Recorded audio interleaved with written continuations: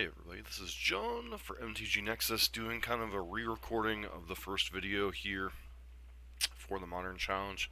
I had to record it without sound due to some issues. So we're going to go through the live play of this as I was playing against Mono Red Phoenix in the first round. I will actually be recording over my own particular webcam recording in this, but as always, if you like what you're seeing on the channel, please consider subscribing, giving us a thumbs up, leaving a constructive comment down below. We aim to become the most informative lightning bolt based channel on Modern for YouTube. And a special shout out to Russell for updating his Patreon pledge from $1 to $3, and Luis de la Torre for his new $1 Goblin Guide patronage.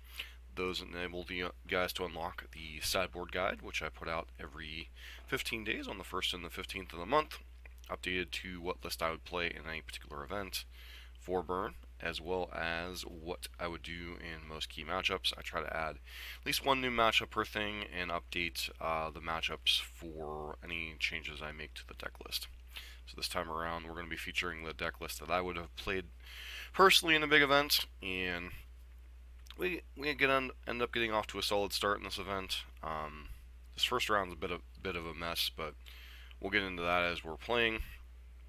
And with that, let's get into the playing itself. As I start kind of recording here, I'm kind of circling up there to mention that Modern's still a pretty healthy format, despite the Hogaak nonsense. End up with like 156 or 157 players, quite a few, maybe 159. A lot of people jumping in at the end there. So it ended up being an 8-round tournament.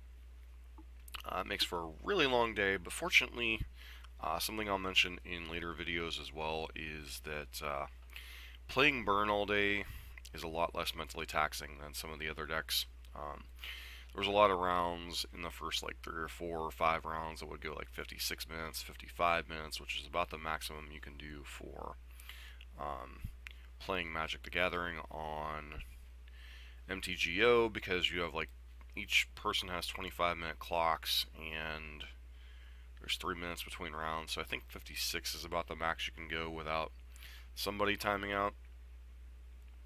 First round, I think we end up being on the play, which ends up being significant. Obviously, we choose to be on the play. Wish our opponent high and good luck. This is an interesting version of doing a replay. This hand, I think, is a pretty easy mulligan. Yep. Into a obviously very great hand with a couple 1-drops and 3 lands. We put one of the lands back. Fetch. I believe we fetch Shock here. Yeah. Obviously, taking the extra damage isn't great, but getting our mana functionally online. There are some decks that can punish us for not fetching a both color source there. Bedlam Reveler tends to indicate an old version of Martyr Pyromancer or Mono Red Phoenix. Ends up being Mono Red Phoenix. Go ahead and get to have a really efficient turn this turn. Get the Swift Spear down. Bolt their Soulscar Mage. Like they'd have to have like some amount of thing here. See if they block. They do not. Opponent is trying to set up Racing Back, which that deck is very capable of. Kill their dude, get in for 4. Have a couple spikes for the following turn. See what our opponent does here. Can't remember. Sideboarding, I was looking at things like Smash to Smithereens, Skull Crack, Searing Blood. Curiously, they Faithless Looting here, which I think tends to indicate a real lack of mana. It's possible they only had 1 land, especially if they're playing out Sun Bay Canyon here. I think that tends to indicate that they're running low on lands. Draw another Swift Spear because we're a little bit lucky this game. Lava Spike. Get in for 7 damage this turn, put her up to 6. Plus one of their lands is a Sun Bay Canyon. I see a Lava Spike on top. I think they end up playing... Play Swift Spear. Don't attack. We see an Eidolon. So I think I end up just swinging in with both, playing Eidolon, swinging in with both. If our opponent wants to kill one of our creatures, they have to take a bunch of damage. Eidolon, this is one of the spots where Eidolon's really good. As opposed to the traditional burn matchup, their deck has to play a lot of spells in order to survive, pretty much. So I'll put them to 4, and any spell, nope, they end up having the bolt, which is kind of annoying. Like, maybe I wasn't supposed to play that there, but then,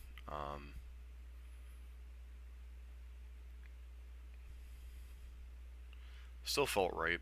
Manamorphose to 1.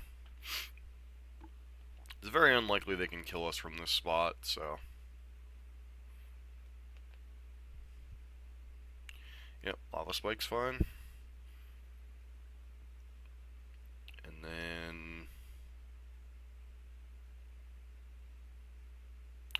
lay up the stage, they get to see a bunch of cards. Get a land. Potentially, if they hit a land next turn, they could play as a Phoenix. They just have another Lava Spike, so they're just dead to our Lava Spike here. Could have put us to 3, but then they're just dead, so. Dead on board to Monastery Swiftspear.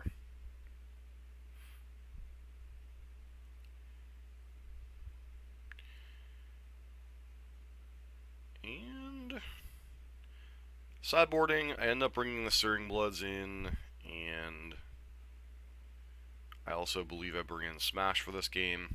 The sideboard guide currently says to bring in 2 Stirring Bloods, but I think that really, we'll get into part of the reason I end up losing this match. Spoiler alert. So I'm sitting here debating. I think I end up bringing the Smashes for this game. Dragon's Claw is a thing. I re-looked up deck lists for examples of mono red as I was, doing the event. It's one thing if you're playing Magic Online and you have access to looking up example deck lists on MTG Goldfish or wherever else. Don't be afraid to take a quick glance that maybe tech has changed or deck builds have changed in a general direction. This hand is risky.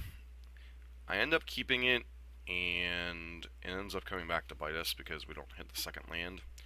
But I think it is high enough reward if we hit a second land, and even just having the 1-drops and Nylon. Sand has a high enough payoff that I think it's worth the risk of not hitting a second land. So this attack is somewhat risky if the opponent has precisely Gut Shot still in their deck, or something along those lines, but most of the time they're going to board that out. One card I have seen boarded in on occasion is something like Mutagenic Growth, which, yeah, paying 2 life for them sucks, but saving their creature against a lightning bolt can be very relevant. And then they go to attacks. This attack feels kind of weird, and then you remember they have Light Up the Stage in their deck, so that's why they didn't play any spells pre-combat. Mono Red Phoenix deck is an interesting mix of cards. Yep, like, because they had the Swiftspear in their hand, we continue to not draw lands, and that ends up kind of being the theme here. They start to curve out, deal a lot of damage. I probably should have attacked with Goblin Guide there, because there's a very good chance that our creature doesn't live to be a chump blocker here. The thought process was I want to try to extend the game to hit a second land, because I think if we hit a second land and we can take out their creatures, I think we're in pretty good shape here. And they just end up having the bolt here, which I suppose saves us 3 damage theoretically. Though it still triggers them for 2 damage. Opponent swings in. Go ahead and Riftbolt one of their things here. Now, if we'd hit a second land here, I think we would have been in good shape, but as is, all I can kind of do is play Swiftspear as as a Yu-Gi-Oh term, jokingly, play Swift Spear in defense mode and pass. And then they have a Braid. And they have a follow-up here.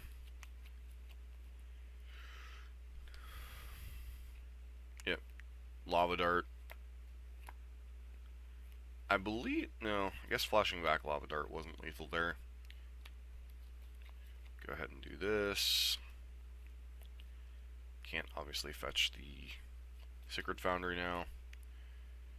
I think they just untap and bolt us here. Yep. Now, sideboarding here.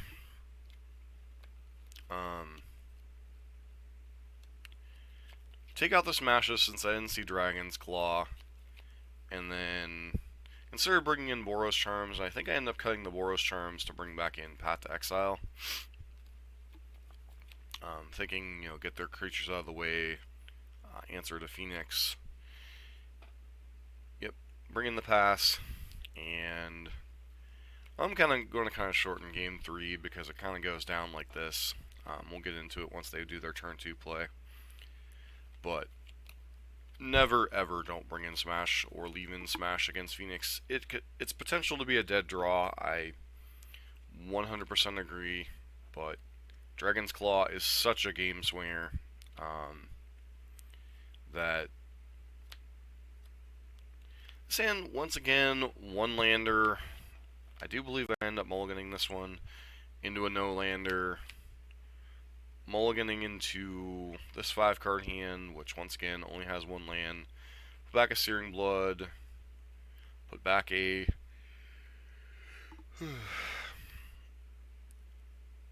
Lava Spike there. Let's play the land, pass the turn.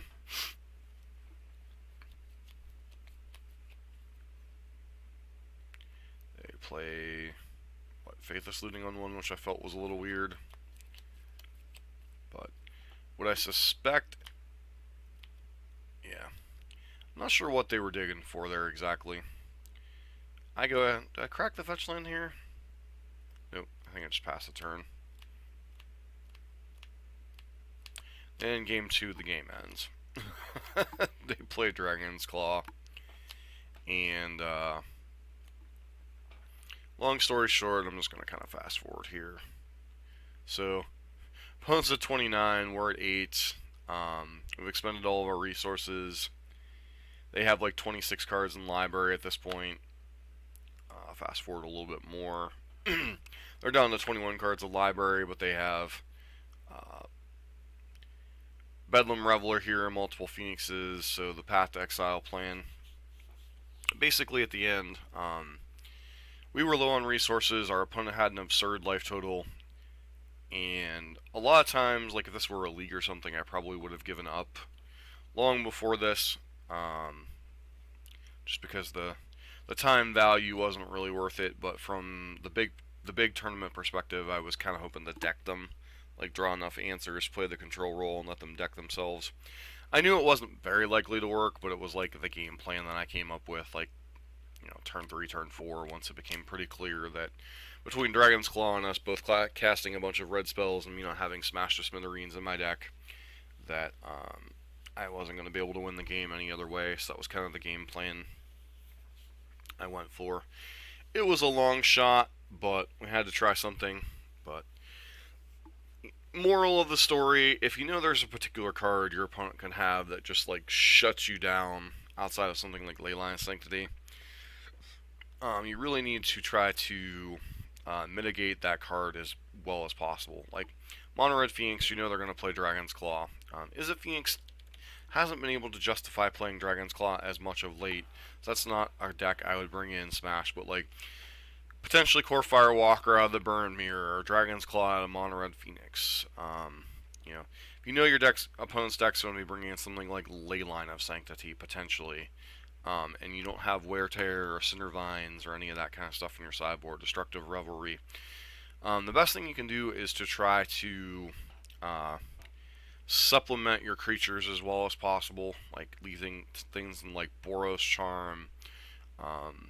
When I used to play the full like Nakado version, Atarka's Command, anything that could bypass or can supplement what your creature damage is doing. The emphasis becomes the creatures if your opponent has a ley line. So learning to play around the corner case scenarios where your opponent has specific hate for, something actual hate piece, not something like collective brutality, but an actual hate piece like Core Firewalker, Dragon's Claw, Leyline of Sanctity. There are some things you can do, like if your opponent's aggressively mulliganing towards those hate cards, to sometimes bypass them even if you don't have the answers. I've beaten ad nauseum by having Leyline of Sanctity by going like turn 1 Goblin Guide, turn 2 Eidolon, turn 3 Eidolon. Sometimes you're able to fight through the hate. It's not always likely in those cases, but it is important to kind of know like how to play to your outs, what your outs are, and to try to board in whatever your configuration your deck has. Try to board in the anti-hate stuff and leave it in. Don't board it out just because you didn't necessarily see it in game 2, especially if there's game 3. Anyways, we'll be back here in a bit with match number 2. Yeah, we're back for match number 2 in the Modern Challenge here on August 3rd. This hand... So we're on the play. This hand's pretty good. Don't have any of the problems we had last round. Sorry for Mystery Science Theater there. I'll be going back and re-recording over that. Just couldn't commentate that first round. I think I lead on just Mountain here. Try to conserve my life total a little bit. So it looks like we're up against Hogaak.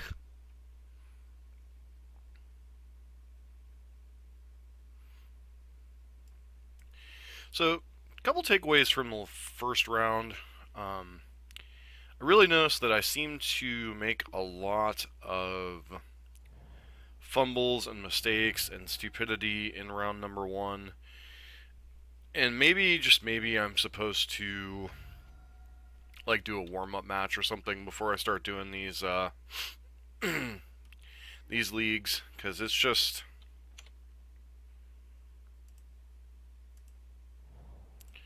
I've noticed like the first match is always like the one that seems very terrible for me. That's probably going to take like 4 damage here. Yep. Bring back that. Can't block, so it's not particularly relevant. Satyr Wayfinder, sure.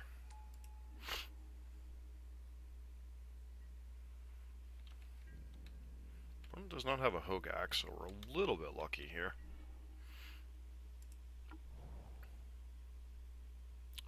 So I could get in for 4 here if I do that, put them to 3. I think that's worth it. This isn't an even damage exchange, but keeping them... Alright, and opponent scoops. So I get to test my Hogaak sideboard plan here. So Boros Charms out. Couple Skewer Critics out, couple Rest in Pieces in, couple Tormod's Crypts in, couple Path to Exiles in. So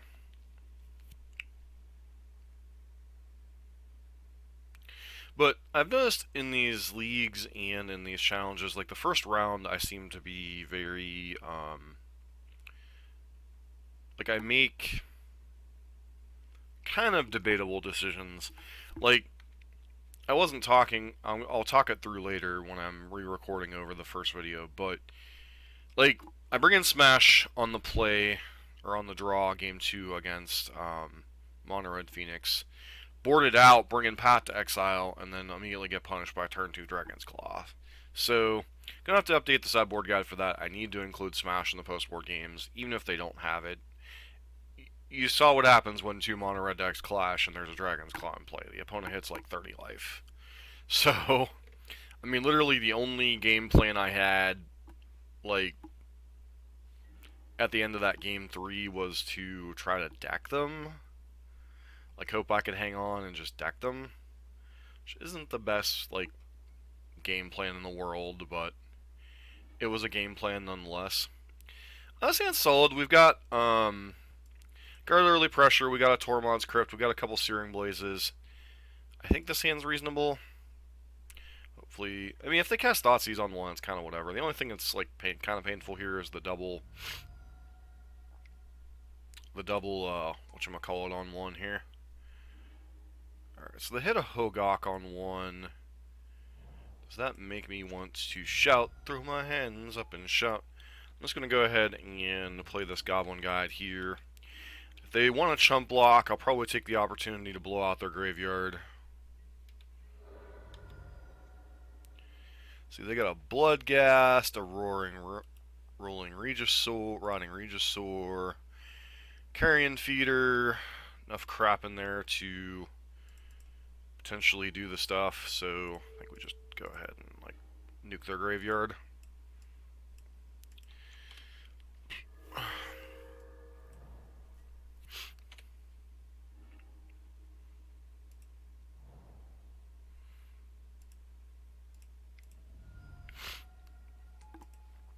Don't think we want to play out Rest in Peace right at the moment. We're drawing a Vengevine.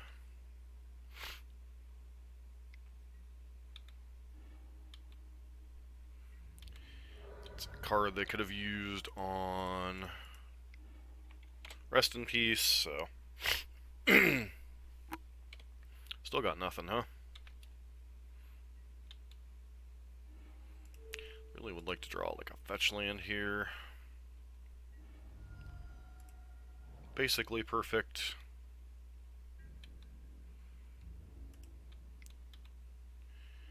Use our Goblin Guide. Jeez.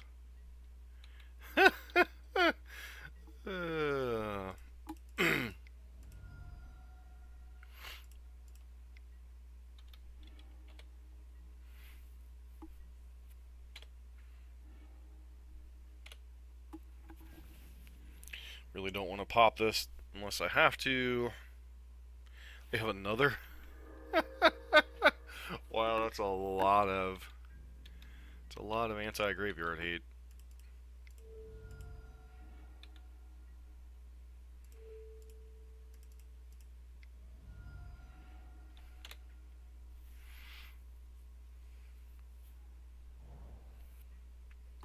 Not going to use the Faithless Looting. That's interesting.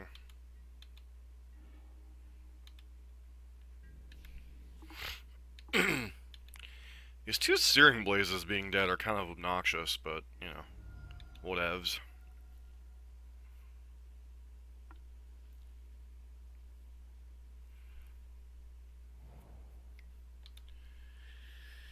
So, if they play a creature, they're dead. Faithless Looting, finally, yeah.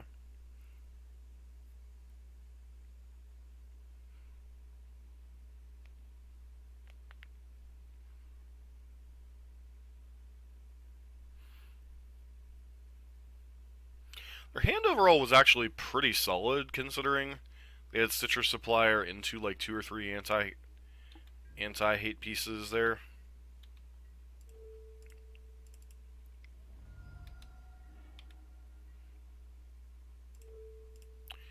And good game, well played. Sweet. So we were able to beat the menace of the format. I've had a couple of our Patreons say the same thing, that they've been able to beat Hogaak pretty reasonably. So I don't know if this is a bad matchup for Burn. Might have to do a video on that sometime soon before it gets banned. So be on the lookout for that.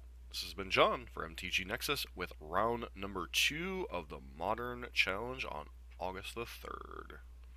Hey, we're back for round number 3, and another kind of tough decision right out the bat.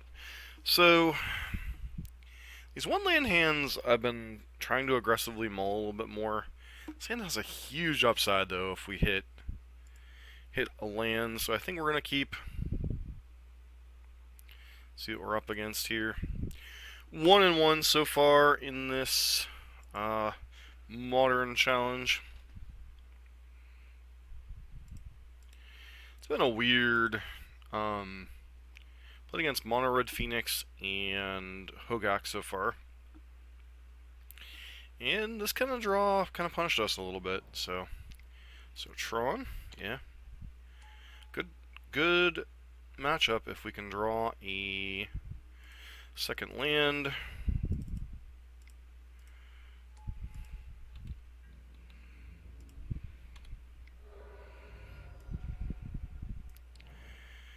Yep, well, it looks like they're going to have Urza Tron here.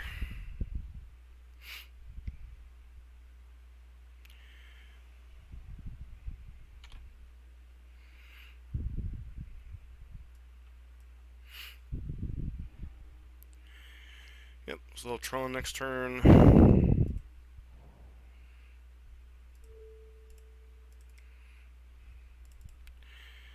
From a damage perspective, this kind of sucks to not be able to deploy Rift Bolt, but we don't know between either Worm Coil Engine or a Karn here if this thing's going to be around next turn, so... Alright, Karn, what do you decide to exile? One of our lands, possibly? I think I'd rather you exile the Swiss Spear, honestly.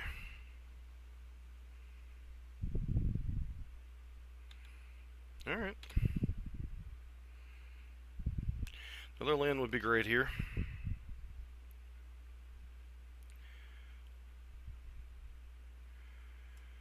Come on, give us a land deck, please.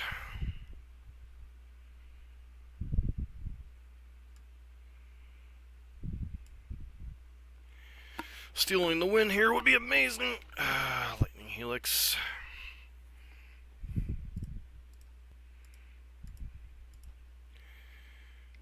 So, hopefully our opponent doesn't have a second Karn waiting to go here, because we're probably going to lose our land.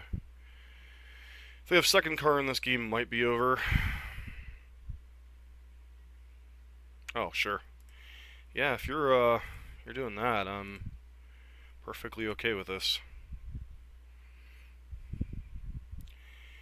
And if you have a Worm Coil Engine here... Sure.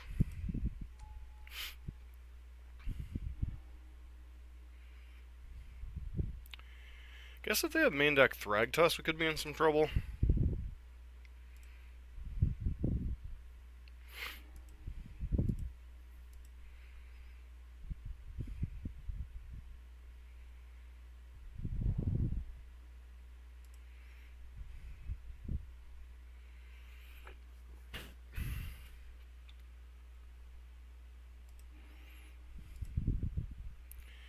Tower. Yeah, no stone, don't care about that one.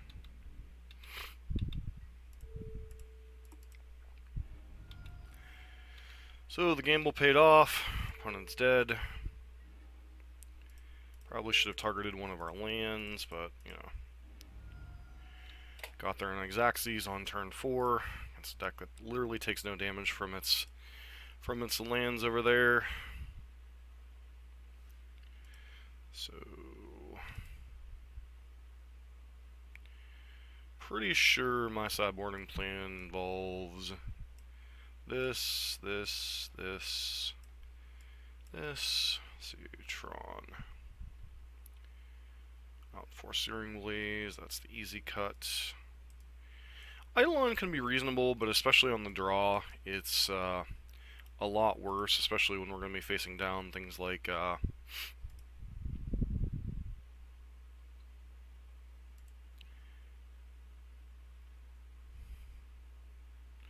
lot of it depends on the nature of their sideboard plan. Like, if they have Karn the Great Creator in their main deck, then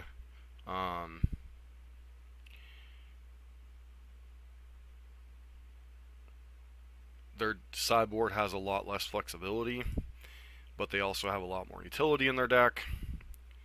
Then they don't have as many things like Nature's Claims, Thragtusks, and Thought-Knot Seers. This is one of the strain, like, the format puts on people, like, forcing people to play 4 copies of Leyline in the Void. Really kind of pressures opponents on multiple angles. So in some ways, Hogaak's good for a deck like Burn, because it really cripples the amount of sideboard hate decks can play against Burn. So, like, if they're on the Karn plan, Like Karn the Great Creator plan, it's a lot harder for them to have a lot of slots to that, especially when they're trying to play things like Leyline of the Void. So, Tron's usually been a pretty reasonable matchup for Burn. There are certain draws that can lead to losses, like this hand. This hand's functional, but against a 7-card Tron hand, this hand isn't good enough. Like, we have double smash, but, I mean, this hand's a little bit better. What did I put back here? Probably one of the copies of Eidolon. Neither one of these hands are, like, ideal against Tron's good draws, so just got a lot better. Still, if they have turn 3 Tron, it's not going to be great for us. And I'm guessing they kept that hand on the strength of turn 3 Tron, right? Or Spatial Contortion, sure. So, I can do a couple different plays here. I can do Swift Spear and pump it up, or I can just play Eidolon. Hope they don't have Natty Tron. Looks like they, in fact, don't have Natty Tron. They just kept it on the back of having 2 Tron pieces. And yep. This is where I mean Eidolon can be fine. They're not snapping off a Tron land, so, oh, never mind. Took them long enough to select it.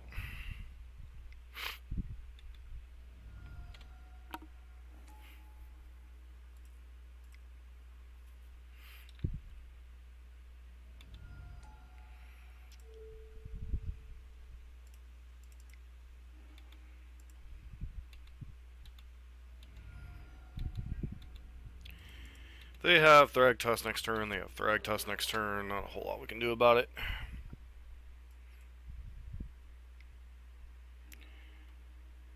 Wait, they didn't have Tron, that's what they were. That Urza's Tower was a redundant Urza's Tower. That explains a lot. Okay. And sometimes when you're playing Burn, you get lucky and run into good matchups. So, this has been John for MTG Nexus with match number 3 in the Modern Challenge. So here we are getting ready for match number 4. I think one point I wanted to talk about while kind of doing a longer tournament is there's a couple advantages to playing a deck like Burn. One, you don't get quite as mentally fatigued. Like, I've been watching some of these rounds. People play 50, 52, 54-minute rounds. You know, basically going to the Magic Online equivalent of time. And I'm just like sitting there thinking, they've literally played more Magic in one round than I will play possibly basically in the entire tournament. So,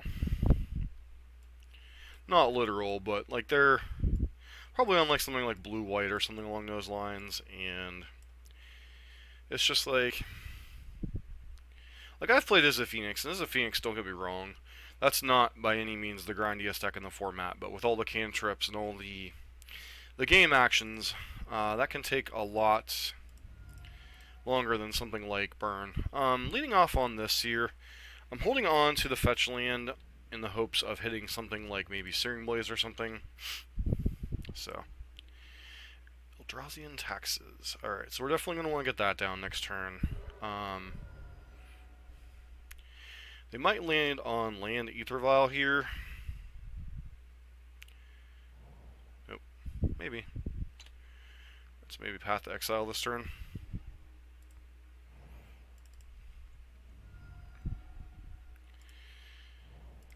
Use this.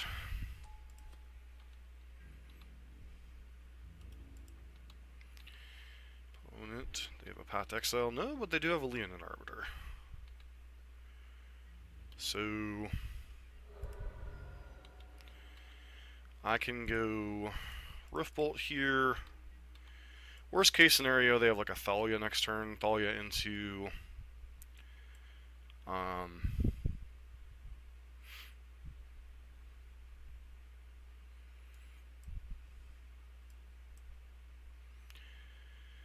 they're in a lot of trouble. I mean, there's still certain draws of theirs that can kind of skewer us here. Wouldn't like Tallid Hollow Sculler would be annoying. Yep. That looks to be what they're casting here. Which means they get a card, which is fine. We'll get to Rift Bolt them, put them to 9.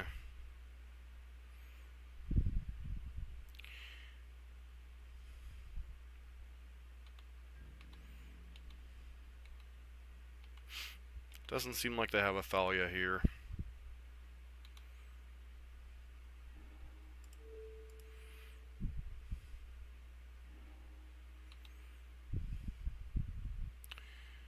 Displacer's annoying, but it's kind of whatever. Ooh, that's a good one. Normally Eidolon's not particularly good against them, but in this particular case it was fine.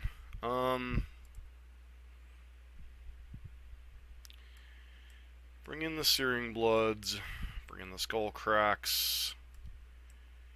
Could potentially bring in Smash, but that's unlikely to be necessary. Path isn't fantastic in the matchup, so I may only bring in 2. But Eidolon's definitely a card going out simply because of they often have Aether Vial in their deck, plus on the draw it's significantly worse. It's possible I want to be bringing in the 3rd Path, although accelerating them on the draw is not fantastic. Let me do this. Sure. Because their deck is like full of a bunch of things like Thalias and Leonin Arbiters and such. Their deck, especially with if they have the full Eldrazi package, can be quite annoying. Like they have the ability to go TKS.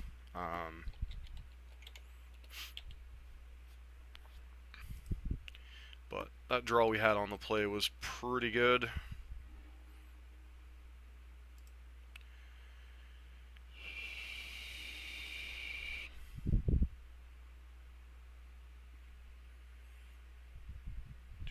Sand's fine.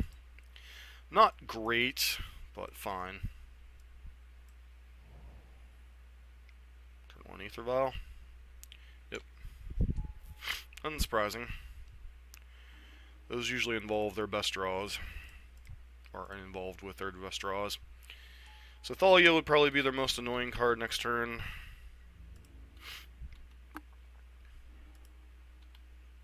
Ghost Quarter's a scary card.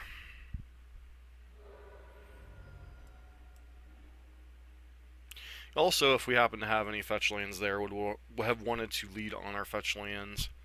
Yes, they can trigger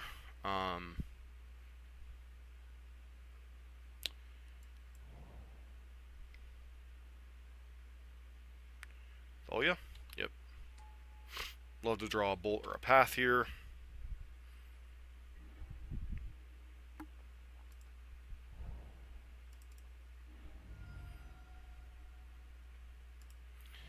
Don't like taking the additional damage here, but I think we're just going to cast Swift Spear. Them potentially having access to Wasteland Strangler next turn is a reason not to suspend that, but I think just from a mana efficiency standpoint to kill Thalia, we have to try. And this is where their hands get kind of rough to beat. They didn't have Giver of Runes, which is good for us. But like Leonin Arbiter into Ghost Quarter would be annoying.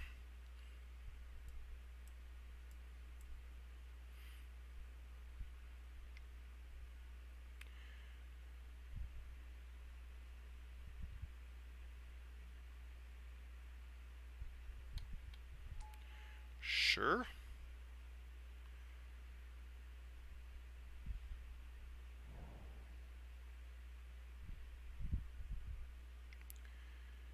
These don't have Leonin Arbiter. Of course you have Arbiter. This is the card that I probably loathe more than anything else in Magic the Gathering.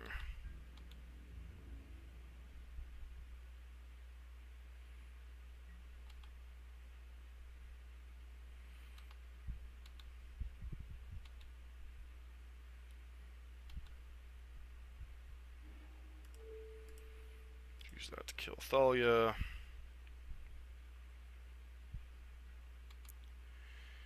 Can't protect it this turn.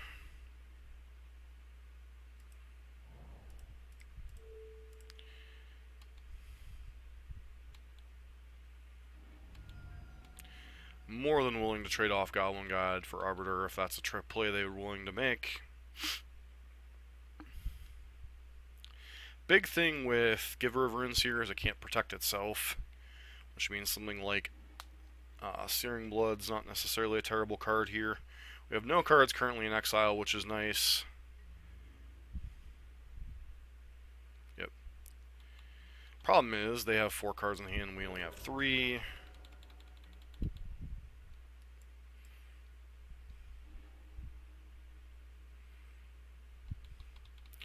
I'm generally more inclined to keep a land-heavy hand against a deck like this as well, so...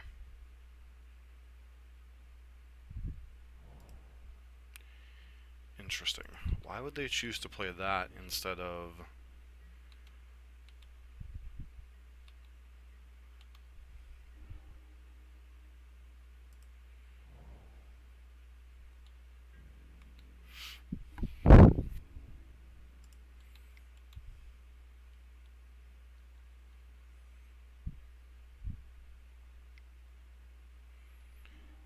Sure.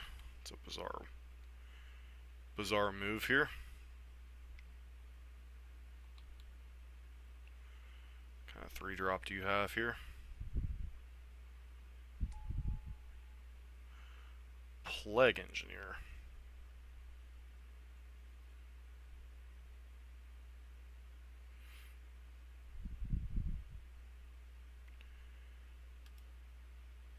Your opponent's control get -1/-0. Sure. Interesting new piece of tech.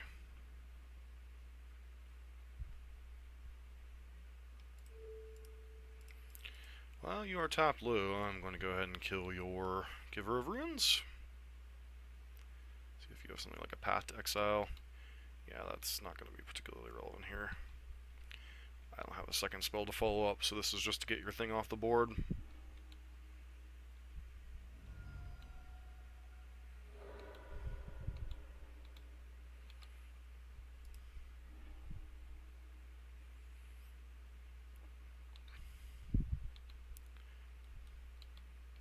Like, some of these lists I'm seeing Core Firewalker in, so...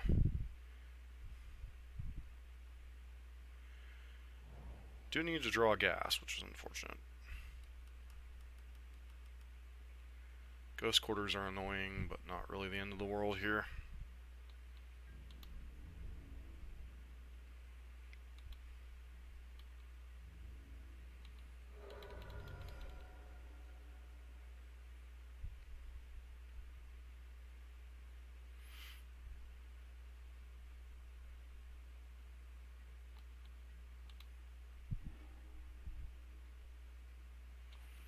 Do I play out this Sacred Foundry? I don't think so. What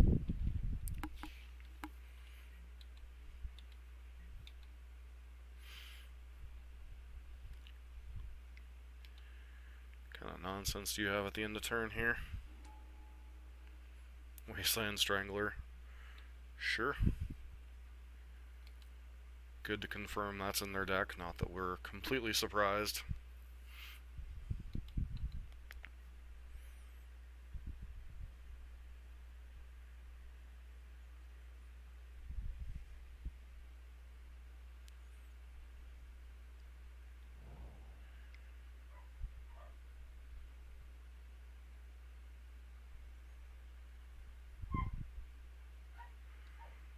Check something, 1 second.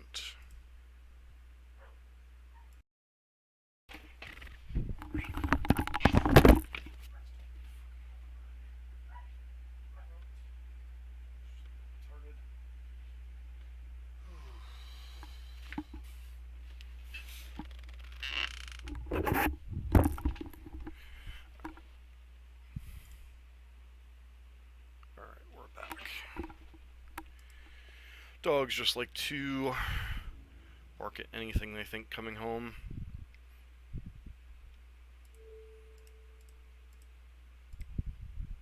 Let's go ahead and path that. They flicker wisp it, they flicker wisp it. It's kind of whatever.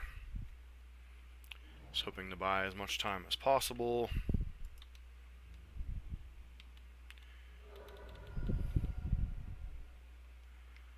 Let's see what should be interesting. Don't tell me they have an Arbiter. Nope, Thalia. Thalia's annoying here, but not really anything hard to write home about.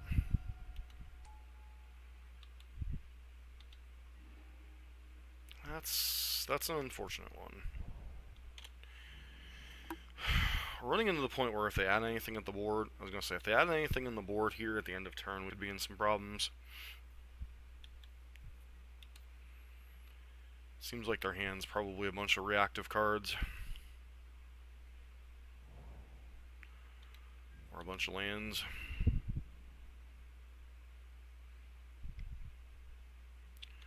Wow. Okay.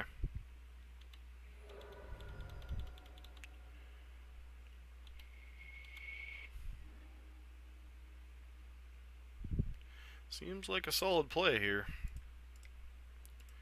think I just play Goblin Guide here.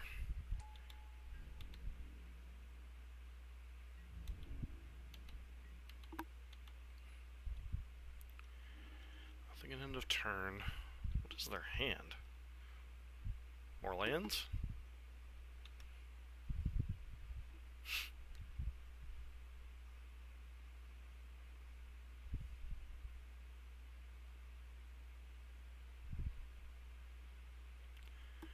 I am more than willing to make that trade-off.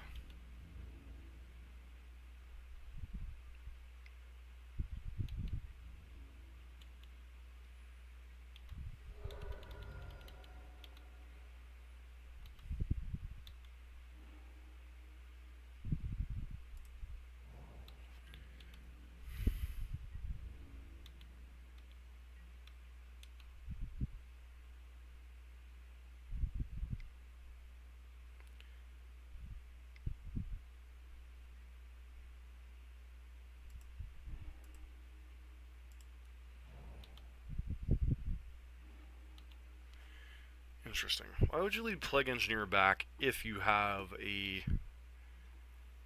Path to Exile? Yeah, give her runes, sure. Does that change the clock? I think it does, actually. It's actually a pretty reasonable top deck on that their part. Need to find a way to deal with a creature here.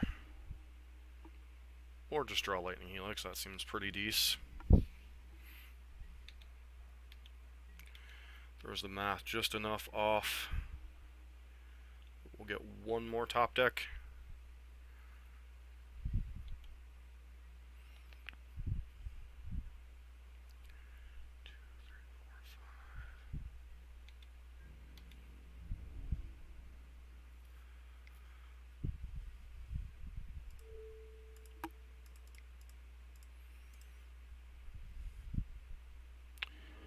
It's enough to survive. One last draw step.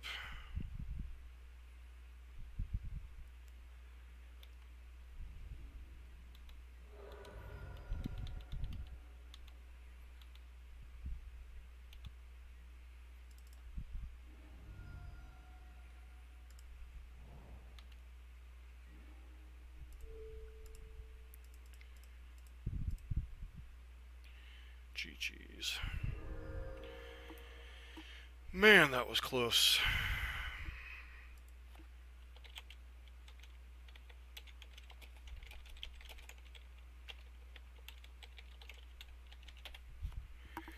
Alright, 3-1 so far. Not a bad start. We'll be back in a bit with match number 5. Hey, we're back getting ready for match number 5 here. Off to a solid start, but we are toward the bottom of the 3-1, so we definitely want to be continuing to win here if we're hoping to top 8. Still, what, 10 undefeateds left? Yeah, we're on the play. That's pretty sweet. So I'd love to play first. This hand's looking par excellent. Obviously depends on the matchup, but A lot of times this is an awesome burn hand.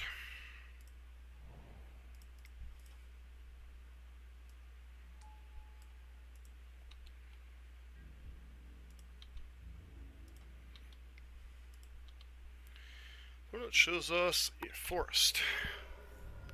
Tells me not much. Okay.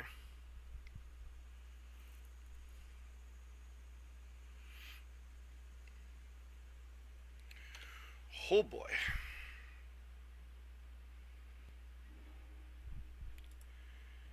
So, I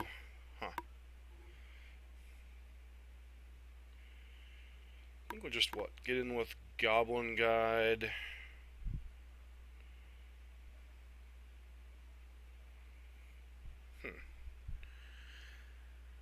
Why am I thinking Amulet Titan vibes? There aren't too many decks that play that card main deck, so...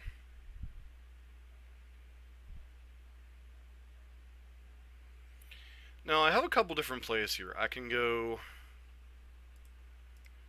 I think we do this thing. Get in for the guaranteed damage. Our opponent goes too cute here. Stirrings. So it definitely looks like Amulet. Suspend a Rift Bolt. This is a rough matchup. So, oh boy. So, yeah, there's an Amulet. Cool. So if we draw a land, we get to do a whole bunch of fun stuff.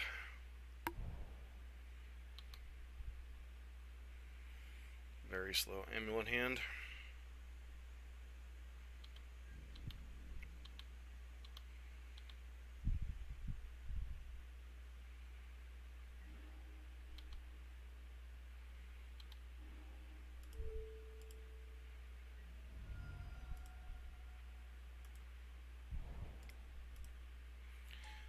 To hit them for a lot of damage. We get a basic forest, and that's Hilaria West. That's a lot of lands.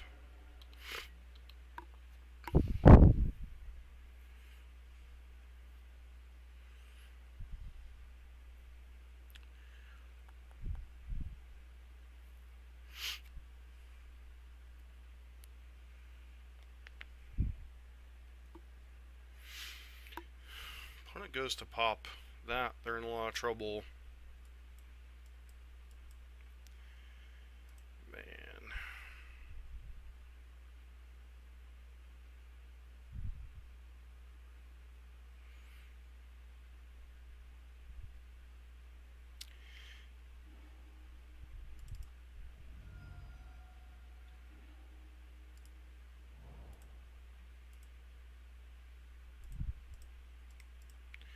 This is why you do this main phase.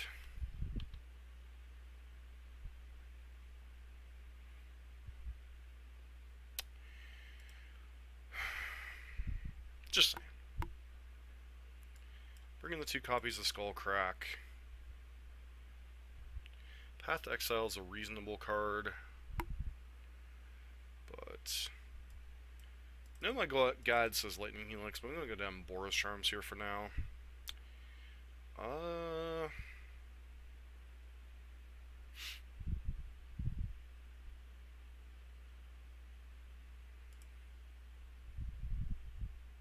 lot of different things you can do in this matchup, so...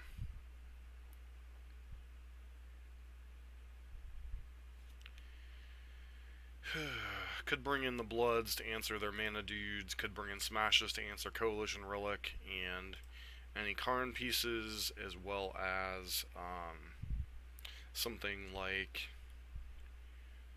Amulet itself, although Amulet itself is kind of a card you don't necessarily want to be hard targeting, although it does enable their most busted draws.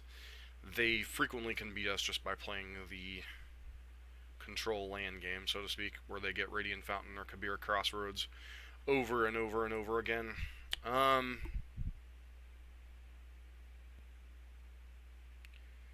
So this hand just isn't good enough. And this is basically the same hand. Now we're going to be down a card, so I guess we pitch a Searing Blaze.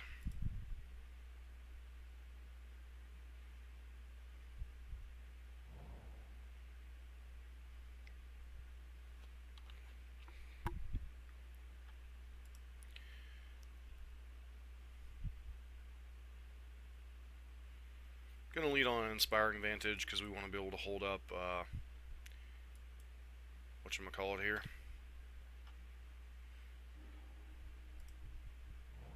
Still lead on Inspiring Vantage. It's very hard to beat them with just the straight up burn plan, because if they hit any of their life gain lands, it just really is messy.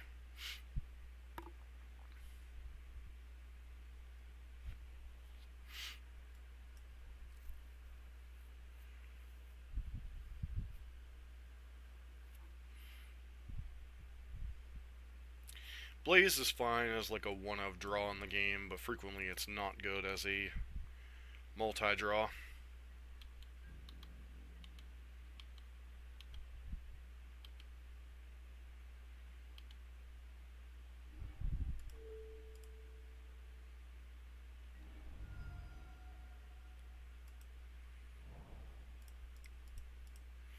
As awesome as it would be to hold up Blaze here, frequently a good Amulet player will play around Blaze effects or abilities to kill their Azusas. So, yep.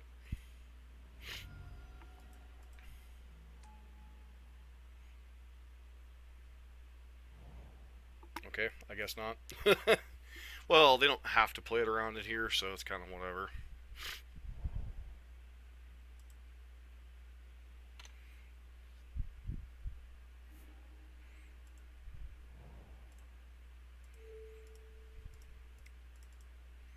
If they hit a Titan here, obviously we're in a lot of trouble, so. We know they have at least a Teleria West in hand, so the fact that they didn't play that probably means they have another untapped land to play in their opening, or their hand. Or no, never mind, that was the wrong game. I'm thinking of the information we got off of last game with the Goblin Guys, but still likely they have an untapped land here. Yep. And then into Titan, that's pretty much game over. Yeah, because they get to gain a minimum of 2 life here, get a chump blocker.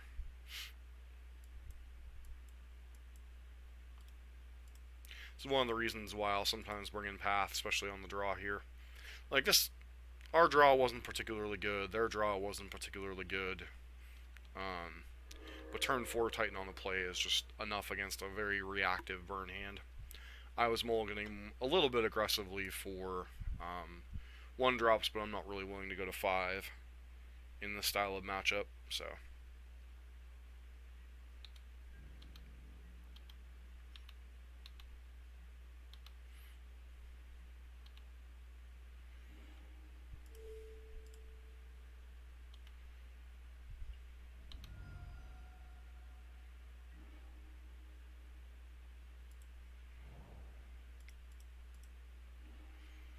Doing this because so we can put them to 3 here. Does this really change the equation at all?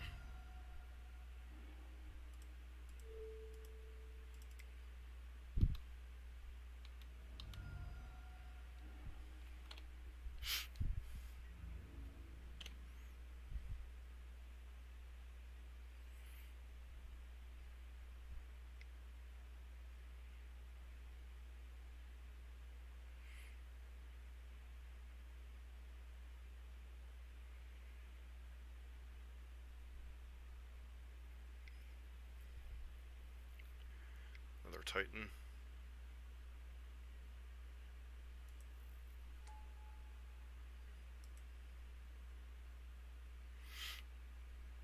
Sure. Another Titan really... don't think other Titan really does a whole lot here. Oh. Okay, that's cute. Gotcha. That made sense. The question is, do I bring in something like Path to Exile over these Searing effects? I think I'll bring in 2 pass over 2 Searing Bloods for right now, or Searing Blazes. Though Blaze is still a solid card, so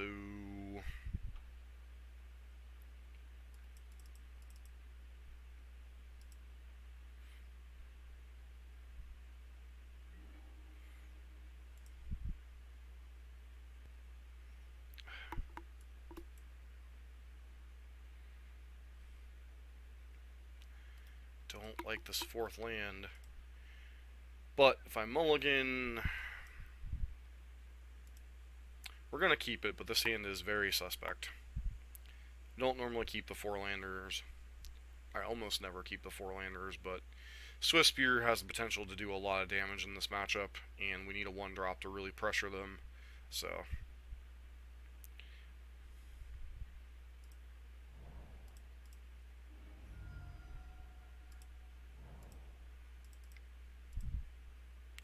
Let me know in the comments below how badly I botched this keep, but...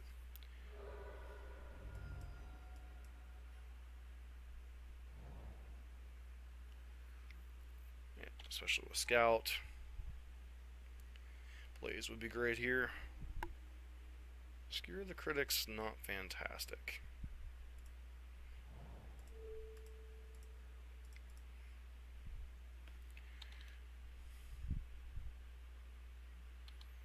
Don't like spending my entire turn killing their dude, but...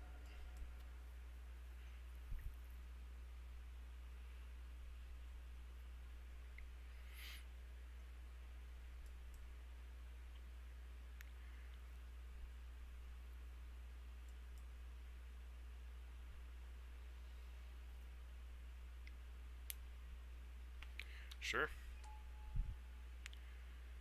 We have a bounce land this turn. Yep.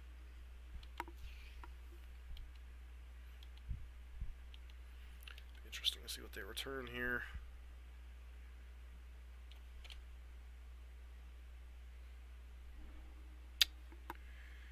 That is not good.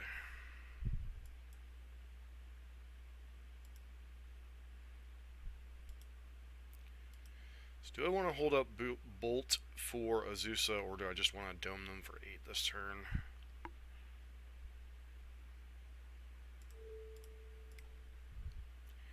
I think the damage will already be done if they have Azusa next turn anyway. And if they have Path here, so be it.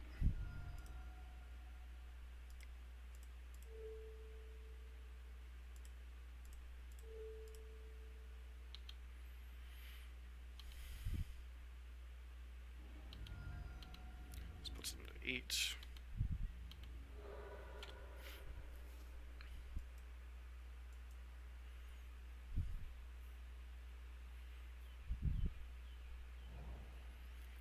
Alright, yeah, wow.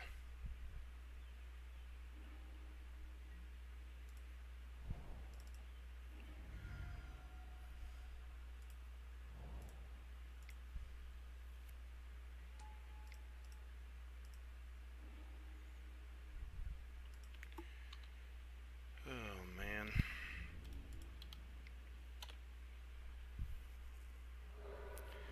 Alright, come on deck. Give us something next turn. Sure. Got another bounce land.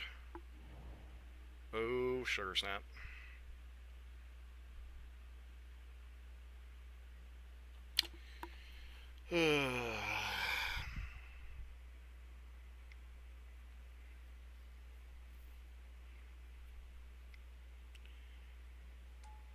Yep, so we're dead.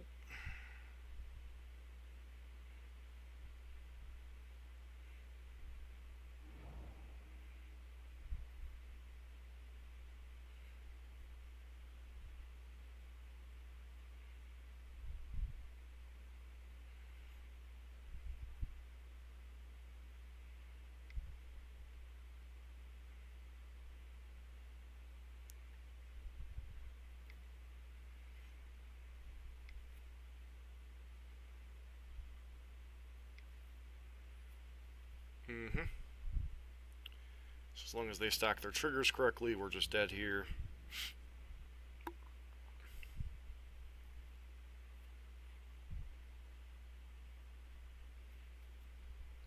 But their line was very risky, because if I hit Path to Exile, then they're just stone cold dead here.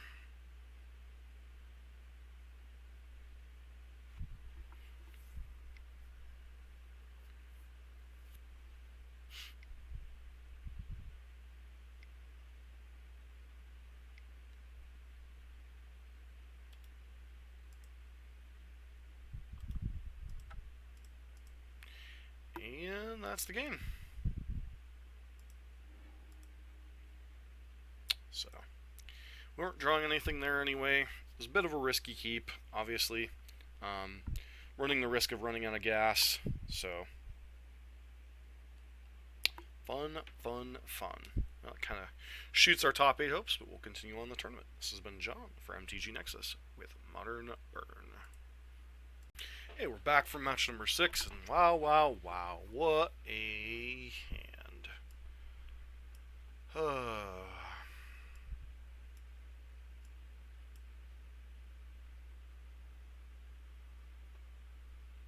Sure, let's try it out. This is going to go very poorly if we don't draw a second land in our first 2 draw steps. Ooh. War Prison. Alright, sure.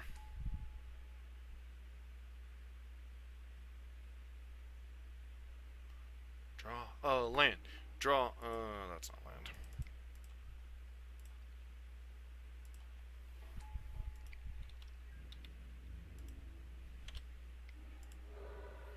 There's a Mind Stone.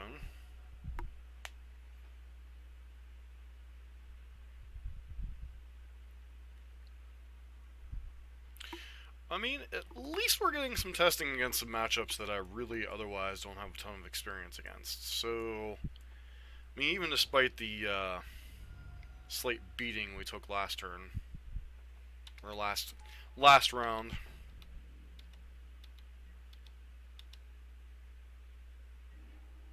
Alright.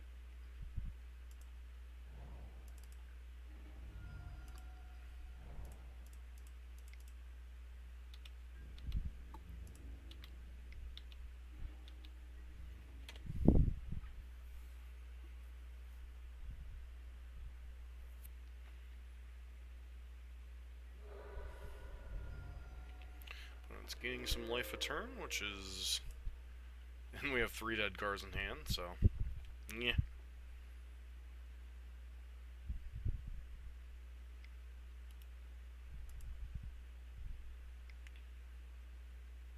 Alright, Teferi the Time Raveler. I don't know what to make of that.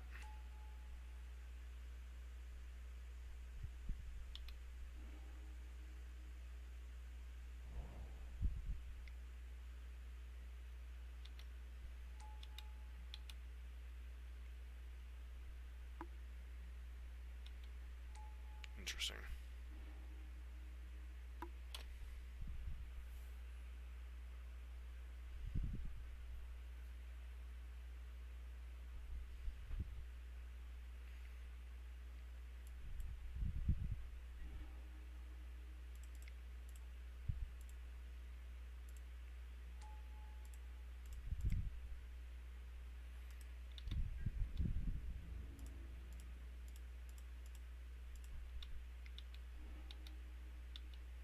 Spine of Ish-Shaw.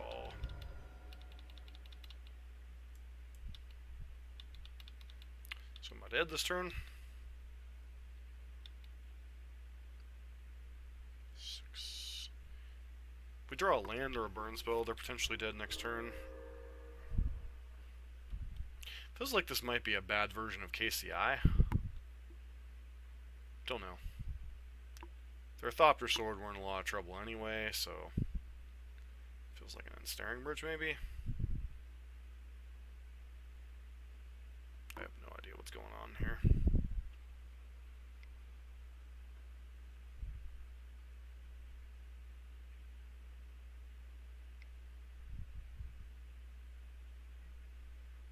For 2.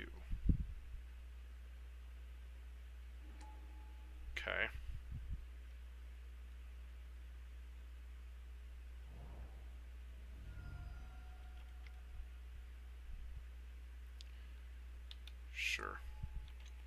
That may very well lock up the game.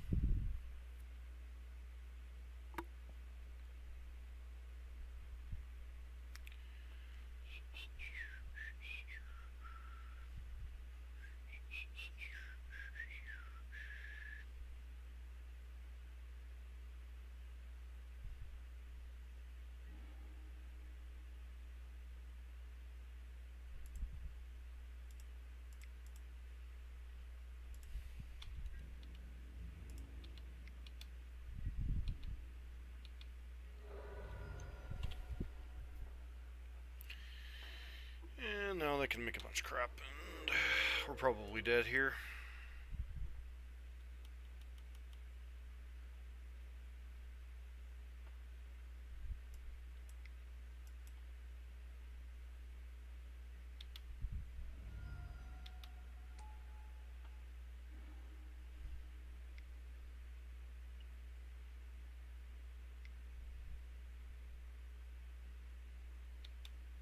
Spine of a Shaw on what, a land?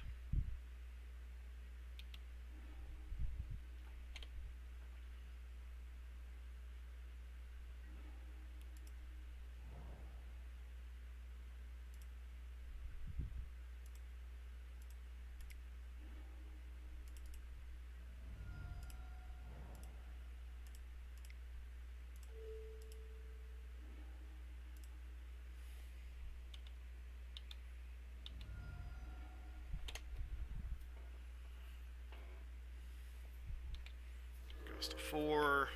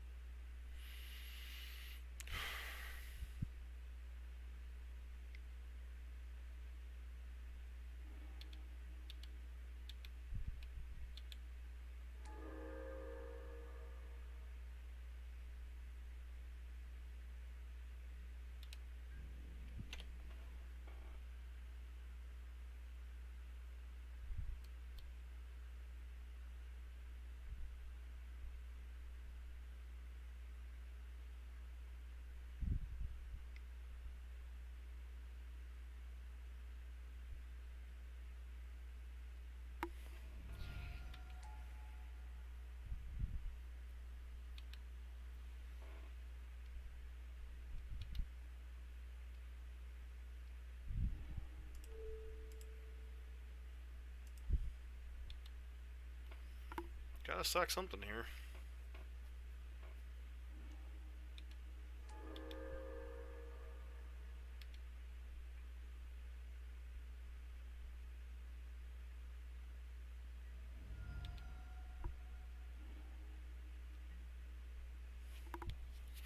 Is that lethal? We have 2 mana open. GG.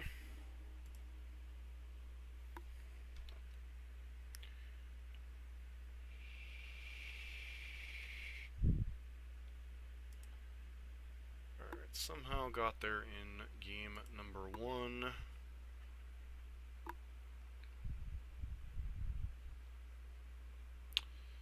So, Urza Prison, 2 copies of Rest in Peace, 2 copies of Smash. Probably want Skull Crack. These Searing Blazes out of our deck, and what other spell is likely to be kind of dead here?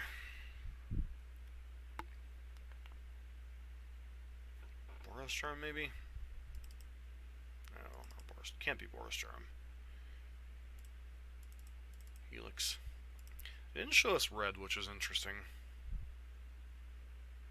They are definitely Thopter Sword. So.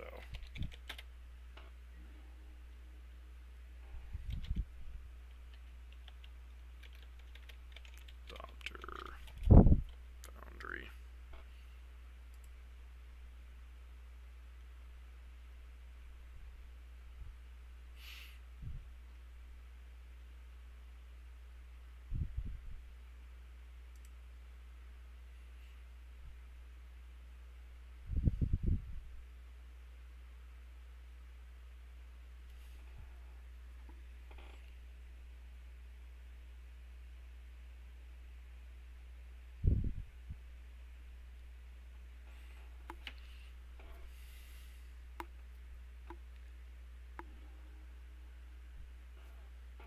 Sand's reasonable.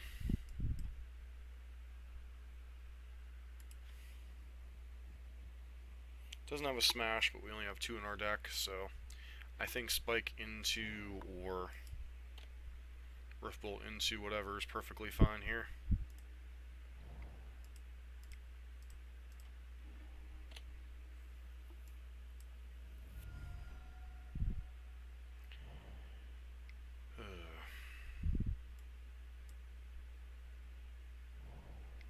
Alright, so they do have the...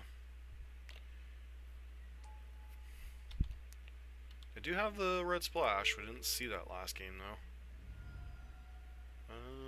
A bit awkward, but still think we go ahead and run out the Eidolon here.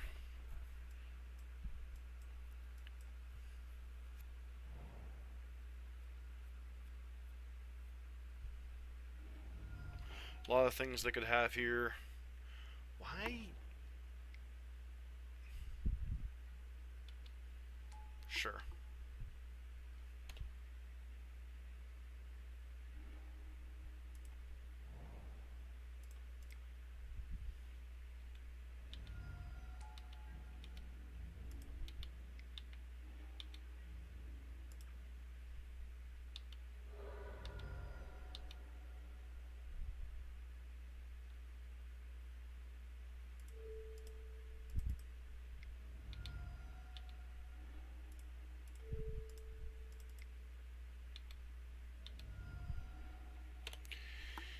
Obviously, they could have the combo this turn.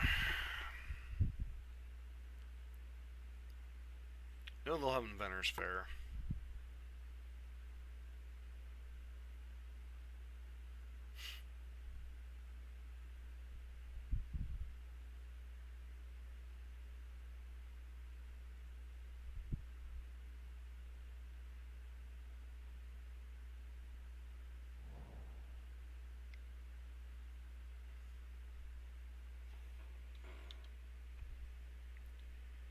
Do you have the combo?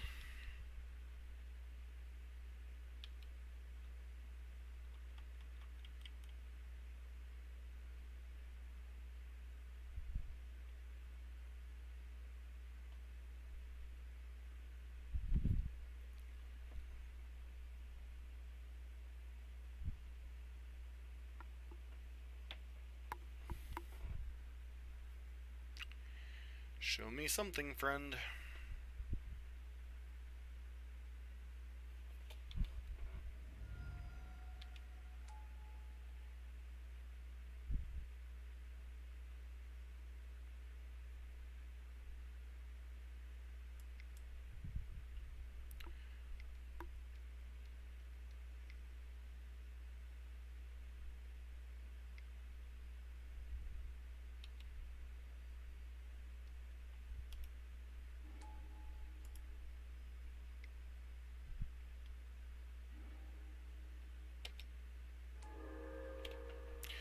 Right ahead, friend.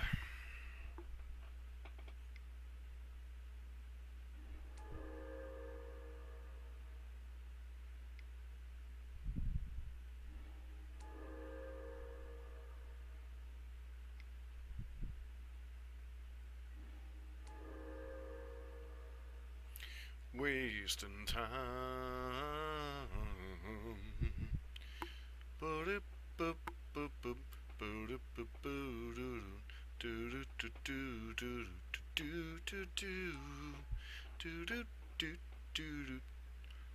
We apologize for this unfortunate.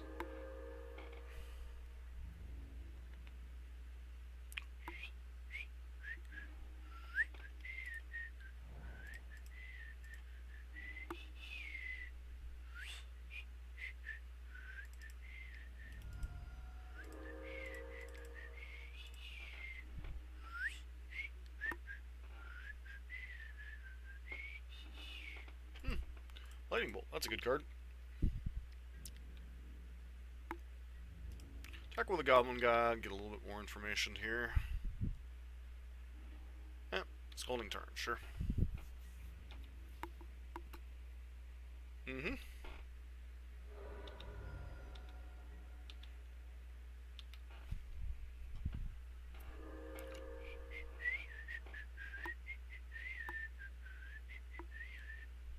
See, that's a little bit of extra information. Didn't know they had Fatal Pushes in their deck.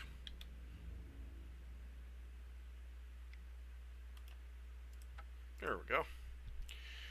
Alright, so...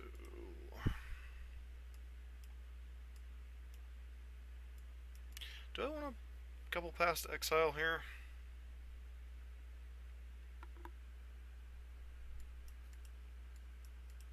It's really only good against specifically Urza itself, so I think the answer is no. I mean, sure, I guess.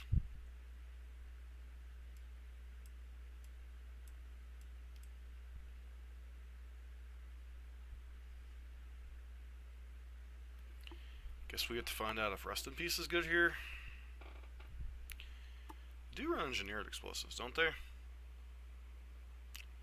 They do not.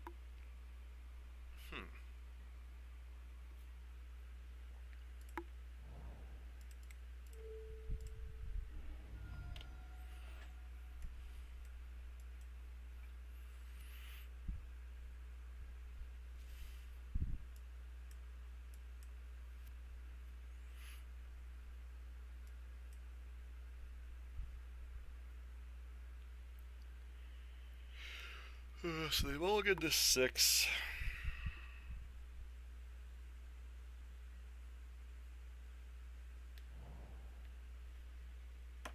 Sure.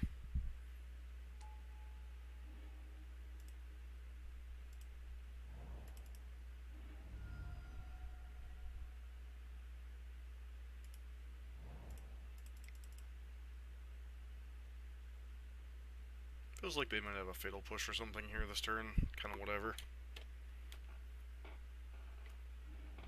Yeah, maybe. Just fetching a tap land here. Yep, Fatal Push. Alright.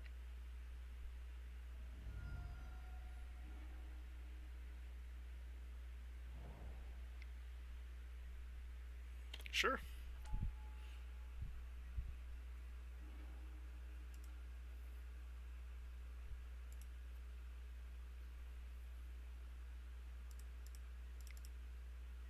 I hate bringing in these cards against them, but, you know, does the thing. We can still die in other ways, so. Like Urza. Urza thing beats is still a thing.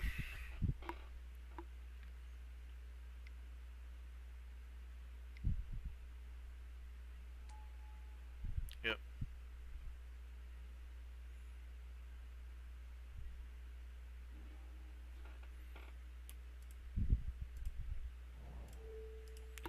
Right now we have, what, 7 points of burn in hand. I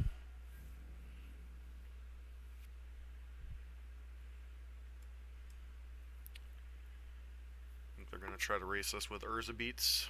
Seems like a reasonable game plan. 7, 10...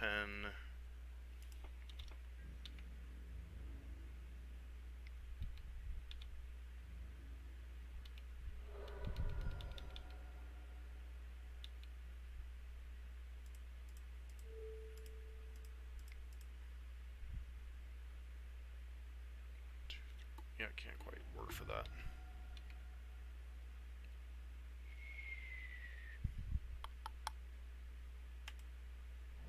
Don't think that's particularly a card we wanted here.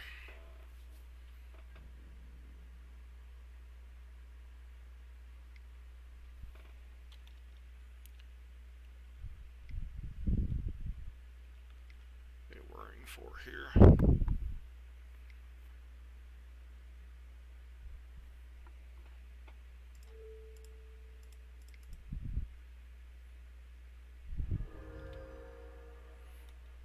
Spellskate?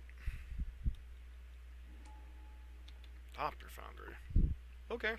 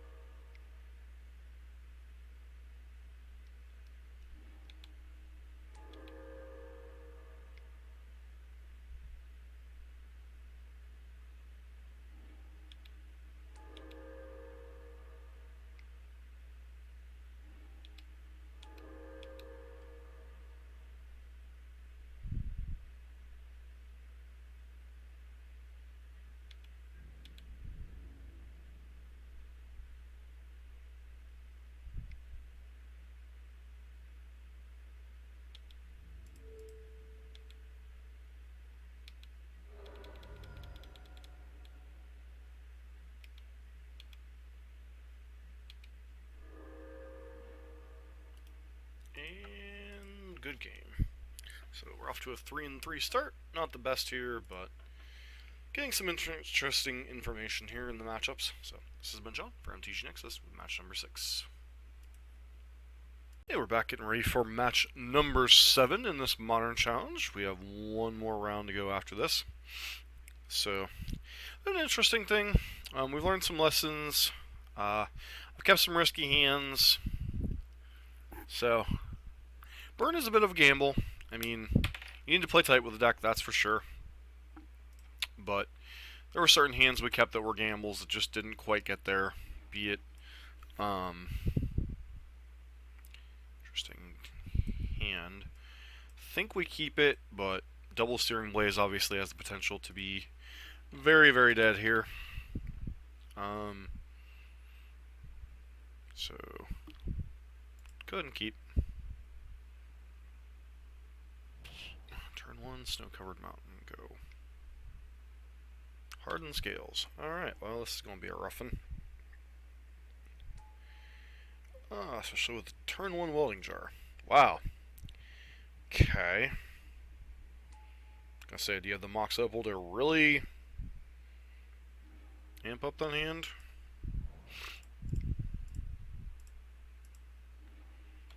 So.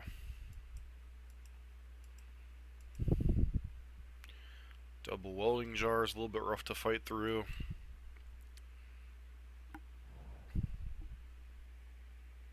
They have a Ravager. We are in tremendous trouble. Alright.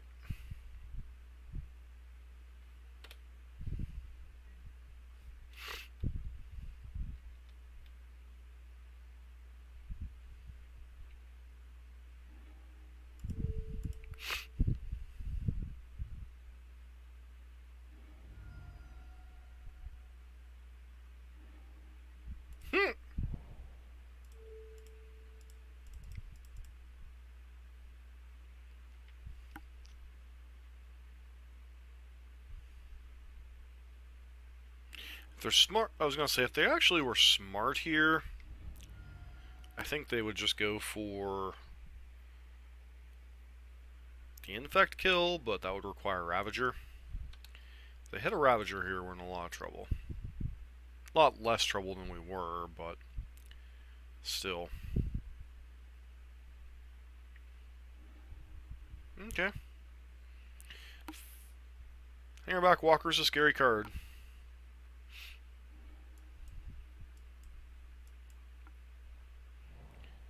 Okay, Phyrexia's Core, kind of obnoxious here.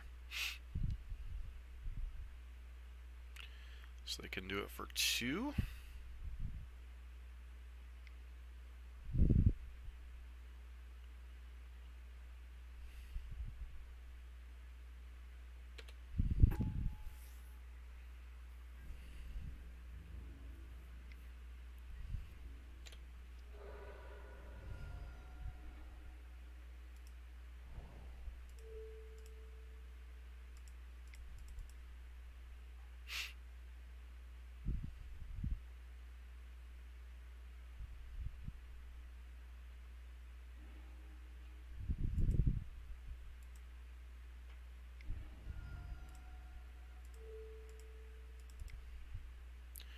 So put them to 8.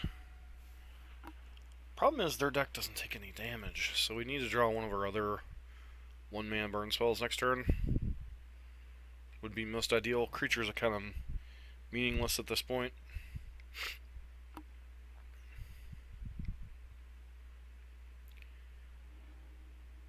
Sure.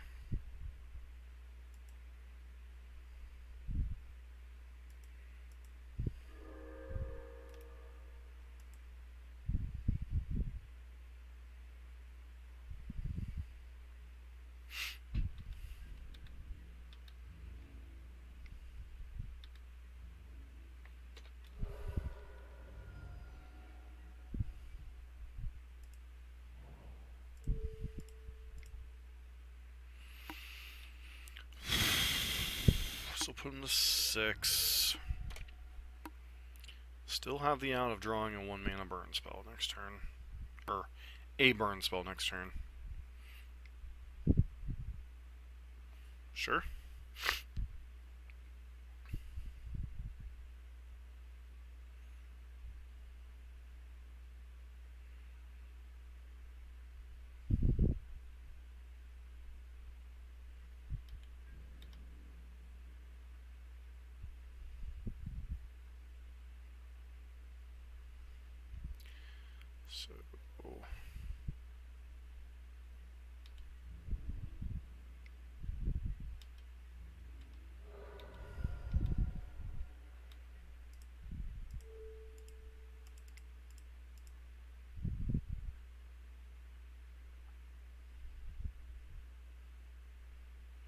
So I'll put you to 2.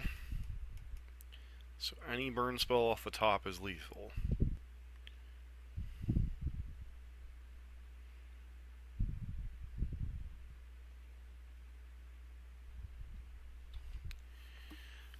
My.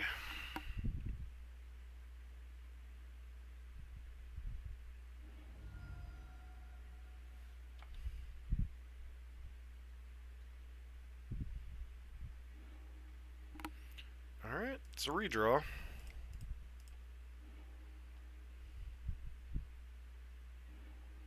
I think the opponent might have this.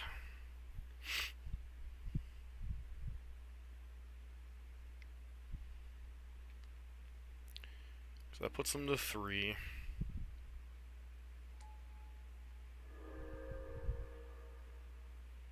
So now we have 2 draws and a Boros Charm.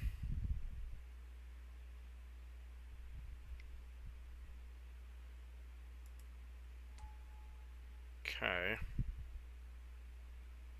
That's lethal, isn't it?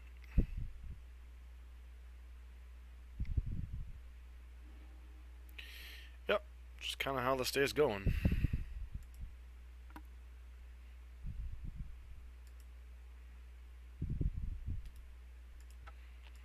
See, curious what we would have gotten there. Nope, just drawing a couple more lands. Okie dokie. When your day is not going good at the end there, it's like you're not going good. So we board pretty much the same as we do versus Affinity. Eidolon's not fantastic in the matchup. It does have some targets, some things, but it's not fantastic.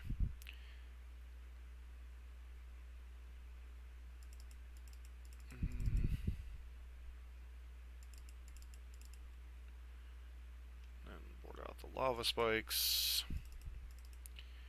Board in the Path Exiles, because they kill even through the stuff.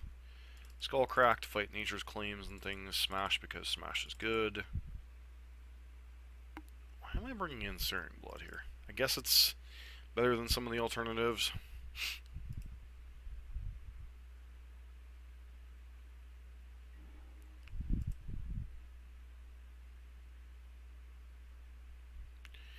One lander with a bunch of 2-mana spells in hand. Can't keep this hand.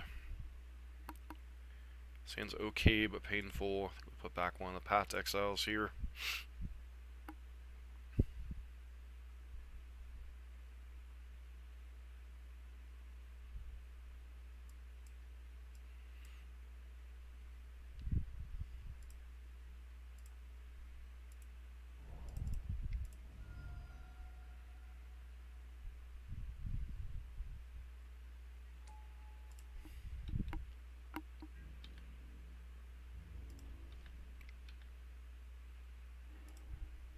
Still in the snow-covered forest. They go to 18.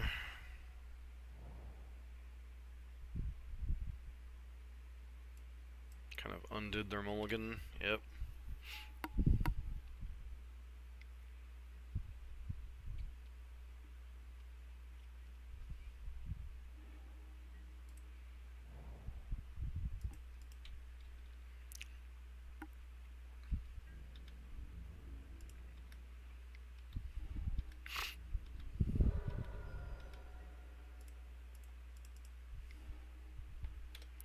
Hold up path this turn.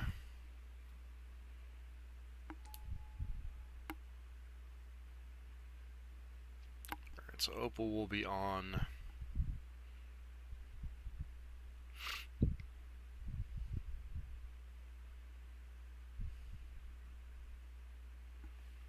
hang out back Vodka. Yep.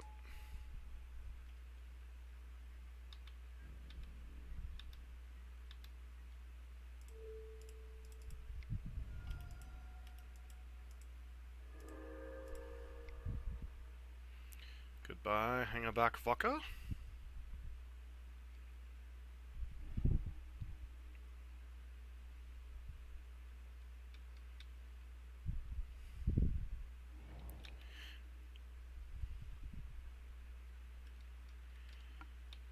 So we know they don't have Nature's Claim in hand, or otherwise that would have just gotten blown up right there.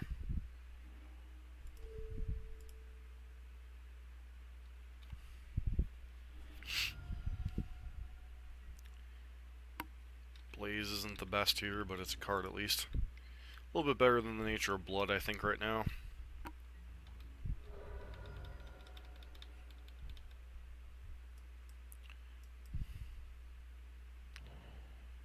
Alright, there's the Nexus.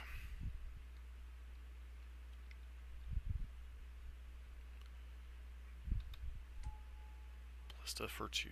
Interesting.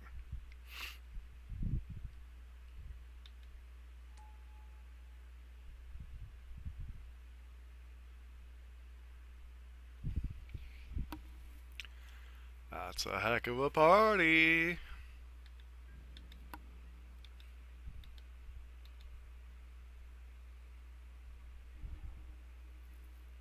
Should have gone Lightning Helix on end step there.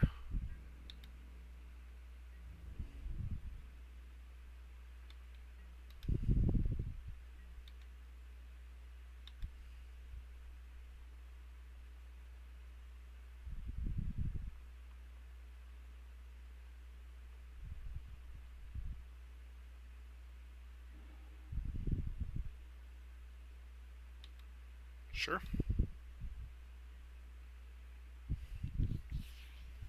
Well, it should be at 8 right now, which is kind of important. I have a couple different combos they could leverage here.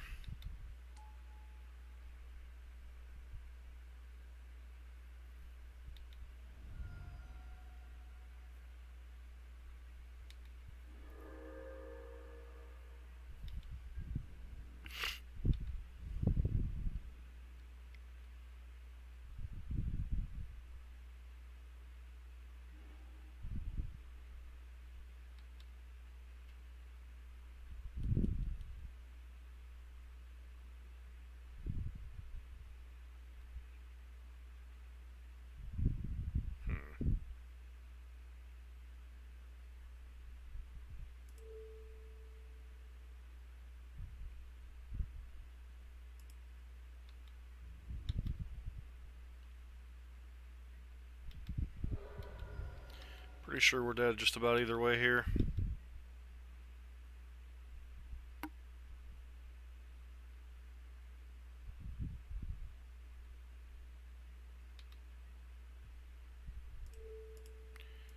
Yeah, this is going to pretty much confirm we're dead.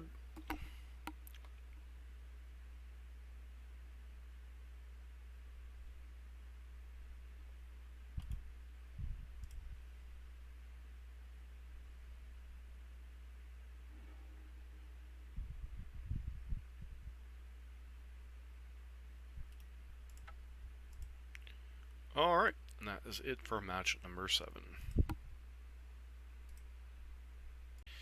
So we're back for kind of the wrap-up of today's Modern Challenge. I decided to drop after round number 7. I was going to play round number 8, but I don't think there's really a whole lot to be gained. Once you get below X2, especially in that big of an event, you're really probably not going to prize. The upper end of X3 might prize, and I was doing it for a little bit of extra data. I mean, we hit some matchups we haven't seen in a while. We hit a Hogaak matchup, we hit Urza Thopter Sword, we hit Hardened Scales, we hit Amulet Titan. Some decks that we don't normally see a lot of in the meta, so it's kind of nice to get a little bit of practice in there. But I'm kind of done getting my head beat in for the day. Is going to revise how I sideboard in a couple of matchups, so I'll probably be making some edits to the latest sideboard guide, especially with Urza. I don't think the Urza Thopter Sword matchup changed, but the how I sideboard against Amulet and how I sideboard against What was the other one that I noticed a change? Oh, Mono Red Phoenix in the first round is probably going to get edited, so be on the lookout for updating the guide on those.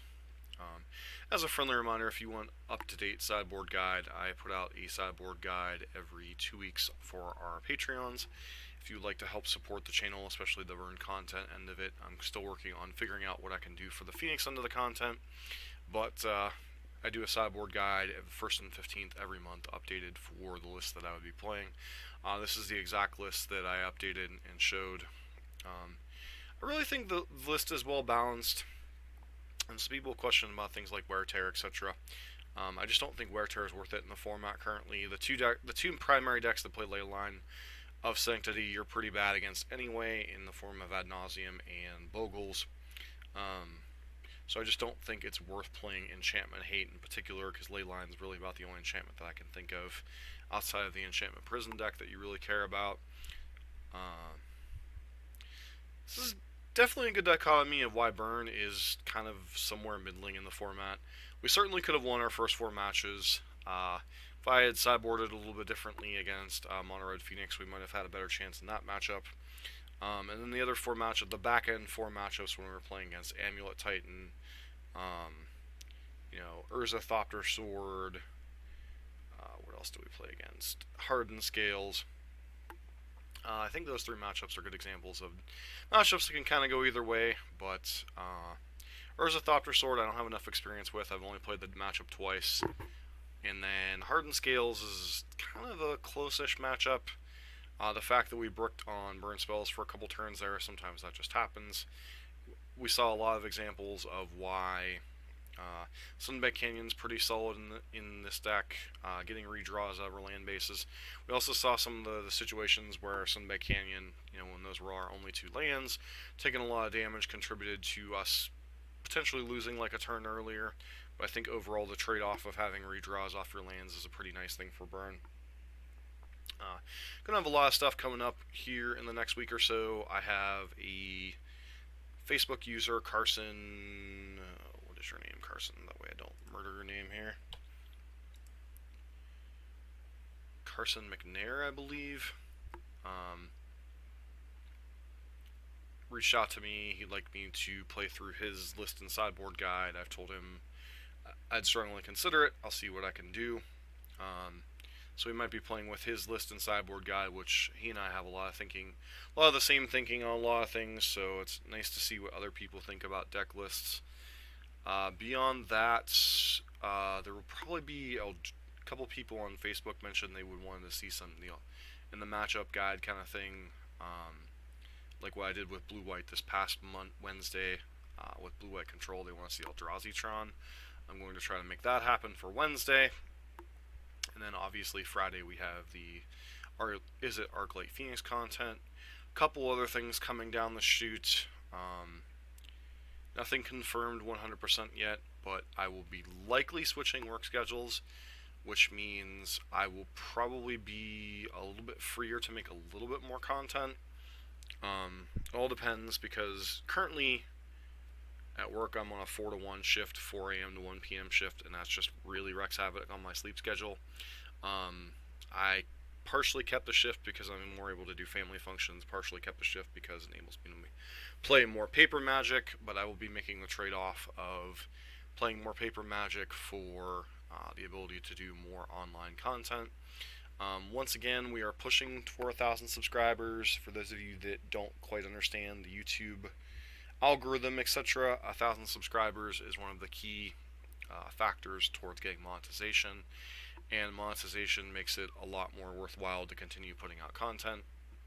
I'm not saying I don't enjoy doing this, but in order for me to devote more time and energy, it really would be a great thing to get those videos monetized.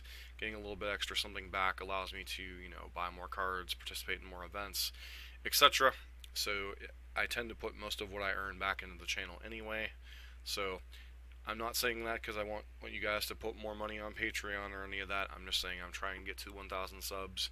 That way we can get this content monetized a little bit and get a little bit more coming back to, helping to pay for the Mana Traders subscription we use every month, also helps me to justify putting a little bit more time into this, as this is something I want to take on more seriously over time. I have a couple different visions of the future, but a lot of that depends on the demand for content and support from the community. I'm doing everything I can to help you guys get better with Burn, get better with Is It Phoenix, but once again, I work full time and I am a grad student, although this should be my last semester, but I will then probably have to move on to the adult job world. So I'm trying to give one last big push before I'm looking for an accounting job, which could take up 50 to 60 hours a week, which means I'd have to kind of relegate content to kind of the level it's at now and wouldn't be able to push it any higher. Also, another thing is Day 2 MTG is Andrew Dryden's new Burn channel. Go ahead and check that out. I will have a link down below in the description of this one. He puts out Burn content as well. He's a little bit more colorful, a little bit more entertaining than I am. He's got some good content, some interesting thoughts. I don't agree with everything he does and everything, like his sideboards and stuff, but he's a Burn enthusiast, so anything we can do to help grow the community is greatly appreciated. And I want to give a huge shout out to my Patreons, both the ones that I mentioned at the beginning of the video that are new Patreons or up there Patreon supported, or for anyone that has been a long-time patron supporter of this channel. And I will continue to put out content, even if I have to scale back in the future once I do get into the accounting world. I will continue to put out Burn content for as long as Modern's a thing, and as long as there is people that want to see Burn content. Anywho, I wish we'd had a better showing in today's Modern challenge, but I think we got to see a lot of matchups that we don't necessarily get to see, and I think it was well worth the time and the energy, even if the result wasn't what I would have wanted today. As always, I want to thank everybody for viewing the channel. Thank you guys for your support. Don't forget to like, comment, subscribe, and I'll see you in the next video on Wednesday.